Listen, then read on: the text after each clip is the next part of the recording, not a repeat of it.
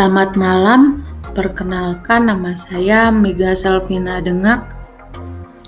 Pada pertemuan 6 ini saya akan mempresentasikan materi tentang review dan dataset. Sebelum kita membahas lebih lanjut, saya akan menjelaskan sedikit tentang definisi dataset. Dataset atau himpunan data merupakan kumpulan objek dan atributnya. Namun, nama lain dari objek yang sering digunakan diantaranya record, point, vector, burden, event, observasi, case, simple, intention, entitas. Objek digambarkan dengan sejumlah atribut yang menerapkan sifat atau karakteristik dari objek tersebut. Atribut juga sering disebut variabel, field, fitur, atau dimensi. Pengertian lain dari atribut adalah sifat atau properti atau karakteristik objek yang nilainya bisa bermacam-macam dari satu objek dengan objek lainnya dari satu waktu ke waktu yang lainnya. Sebagai contoh, seorang pelanggan merupakan objek, di mana objek pelanggan tersebut memiliki beberapa atribut seperti ID pelanggan, nama, alamat, dan lainnya. Setiap pelanggan memungkinkan memiliki nilai atribut yang berbeda dengan pelanggan lainnya, serta memungkinkan perubahan nilai atribut dari waktu ke waktu. Sekarang kita akan membahas tentang data, informasi, pengetahuan, dan kebijakan. Istilah data terkait dengan kata Latin yaitu datum yang berarti sesuatu yang diberikan. Saat ini ketika orang berbicara tentang data, mereka berbicara tentang nilai-nilai variabel kuantitatif atau kualitatif. Data itu sendiri biasanya tidak menunjukkan makna tertentu dan tidak menambahkan makna positif, negatif, atau pada nilai itu sendiri. Contoh data absen pegawai. Sedangkan informasi, kata informasi terkait dengan kata kerja Latin informer, yang dalam arti tertentu berarti menginstruksikan, mengajar, atau lebih langsung menginformasikan.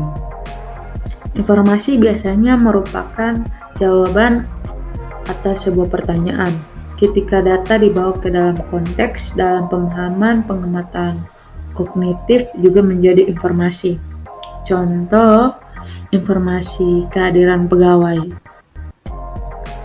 Sedangkan pengetahuan adalah kesadaran akan data yang dibawa ke dalam hubungan untuk membentuk informasi dalam arti yang lebih luas.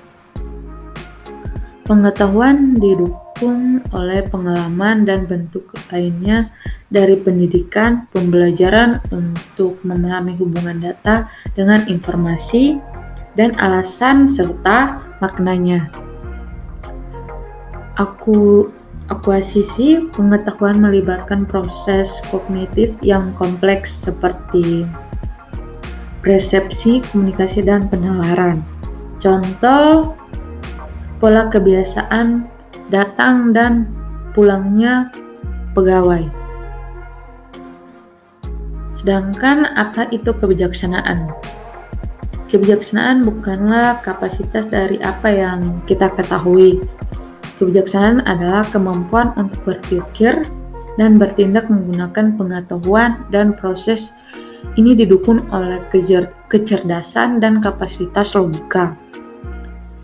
Kebijaksanaan adalah apa yang kita ketahui, apa yang kita pahami, dan apa yang kita pahami bersama dengan hubungan implisit dan eksplisit dari data, informasi, dan pengetahuan yang diberikan. Di luar penalaran, kebijakan juga mencakup pemahaman yang jelas tentang sebab dan akibatnya dari suatu konsep. Contoh, kebijakan penataan jam kerja pegawai. Selanjutnya, bidang ilmu data mining. Pattern recognition atau bidang pengenalan pola berkaitan dengan penemuan secara otomatis keteraturan data dengan menggunakan algoritma komputer dan menggunakan keteraturan tersebut untuk melakukan berbagai aksi, seperti mengklasifikasi data menjadi kategori yang berbeda. Jadi, pattern recognition ini adalah sebuah teknik untuk memanfaatkan keteraturan atau pola pada suatu data dengan menggunakan algoritma tertentu. Pola yang dimaksudkan adalah fitur yang mempresentasikan suatu data. Sedangkan machine learning, menurut Tom M. Mitchell dari buku Machine Learning, definisi machine learning adalah sebuah komputer dikatakan belajar dari eksperimen E yang mengacu pada beberapa taks T dan ukuran performasi P.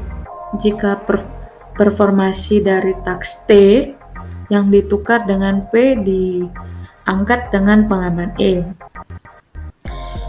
Dengan menggunakan machine learning, komputer dapat menjelaskan tugasnya dengan baik dan memanfaatkan pengalaman masa lalu. Pengalaman tersebut berbentuk data atau langkah-langkah yang pernah dilakukan sebelumnya, yaitu di masa lalu. Contoh pengaplikasikan dari machine learning adalah pengenalan wajah berbasis gambar. Dengan teknologi tersebut, komputer akan dapat mengenali wajah seseorang, baik itu namanya maupun jenis kelamin atau usianya. Komputer akan dilatih dengan cara mempelajari berbagai macam gambar wajah orang tersebut dengan menggunakan algoritma machine learning. Sedangkan statistik adalah sebuah ilmu yang mempelajari berbagai cara merencanakan, mengumpulkan, menganalisis, lalu menginterpretasikan, dan akhirnya mempresentasikan data. Singkatnya, statistik adalah ilmu yang bersangkutan dengan suatu data. Sedangkan computing algoritma yaitu mewakili urutan langkah-langkah yang dirancang untuk melakukan tugas tertentu. Dapat juga dikatakan bahwa memiliki satu set instruksi yang jelas yang diprogram dalam komputer untuk memecahkan masalah. Dalam bidang komputer atau ilmu apapun, algoritma berfungsi sebagai dasar untuk membuat metodologi dengan tahap yang ditentukan dan terbatas. Contohnya, algoritma digunakan dalam situasi yang berbeda, berusaha memberikan solusi untuk suatu masalah dan tidak mengikuti prosedur standar. Ketika mekanisme ditemukan dengan cepat dan efisien menyelesaikan tugas-tugas tertentu, pelaksanaannya tidak memerlukan pemahaman berbagai metode bekerja. Contohnya adalah mengikuti resep membuat kue yang menggunakan serangkaian instruksi dan langkah-langkah untuk membuat kue. Selain itu, komputer dapat menyelesaikan berbagai jenis masalah dengan menerapkan rumus yang memiliki bahasa khusus.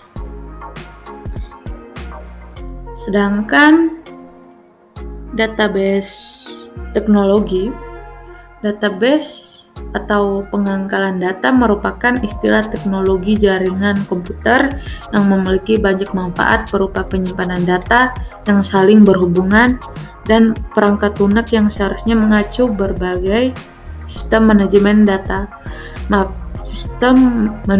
basis data atau data manajemen sistem itu sendiri. Selanjutnya Peran utama data mining. 1. Estimasi. Estimasi digunakan jika dataset atributnya numerik dan labelnya numerik. Estimasi adalah perkiraan atau prediksi, sehingga estimasi hampir sama dengan klasifikasi yang membedakannya hanya pada jenis datasetnya saja saat digunakan. Contohnya estimasi waktu pengiriman pizza, estimasi performasi CPU, dan lainnya. Yang kedua, forecasting. Forecasting atau prediksi atau peramalan adalah penggunaan fungsi regresi sampel untuk memperkirakan nilai untuk variabel dependen yang dikondisikan pada beberapa nilai yang tidak teramati dari variabel independen. Contohnya itu prediksi harga saham, dataset harga saham dalam bentuk time series atau rentan waktu, pengetahuan berupa rumus neural network, prediksi plot, dan perkiraan cuaca, perkiraan nilai struktur, perkiraan tingkat inflasi. Yang ketiga, klasifikasi. Klasifikasi digunakan jika atributnya bisa berupa nominal atau numerik, tetapi labelnya harus berupa nominal. Pada klasifikasi dilakukan pengelompokan berdasarkan hubungan antara variabel kriteria dengan variabel target. Contohnya, klasifikasi kelulusan mahasiswa. Selanjutnya yang keempat, clustering. Clustering digunakan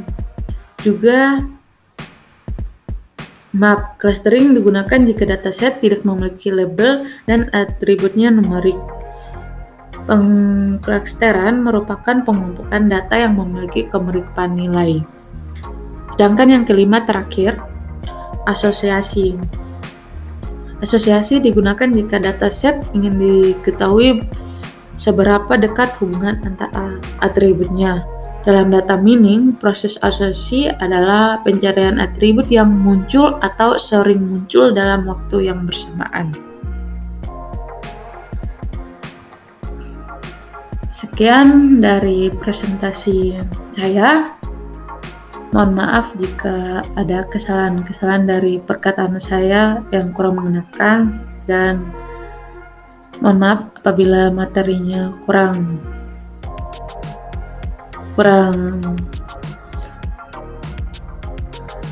luas. Kalian bisa mencari referensi di Mbak Google. Sekian dari saya, terima kasih.